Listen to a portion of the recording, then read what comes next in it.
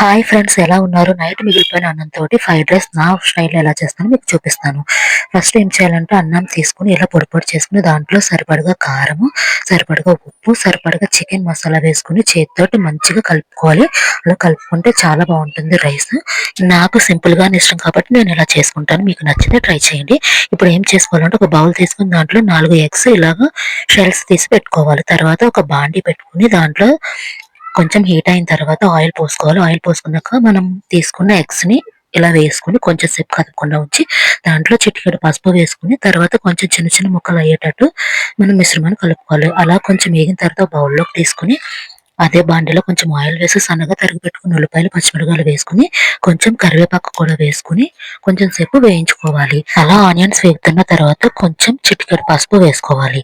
అది వేగిన తర్వాత మనం ముందుగా కోడిగుడ్ల మిశ్రమాన్ని పక్కకు పెట్టుకున్నాం కదా! అది వేసి వేయించుకోవాలి. కుదిరితే కొంచెం కారం కూడా వేసుకోవచ్చు. ఆ తర్వాత అన్నం మిశ్రమాన్ని అందులో వేసి బాగా హై ఫ్లేమ్ పెట్టి మంచిగా కలుపుకోవాలి. అలా కలుపుకుంటే ఎంతో రుచికరమైన ఎగ్ రైస్ రెడీ. ఇది నా స్టైల్‌లో చేశాను. ఇలాంటి మరెన్నో వీడియోస్ కోసం మన ఛానల్ సబ్స్క్రైబ్ చేసుకోవడం మర్చిపోవద్దు. Thanks for watching.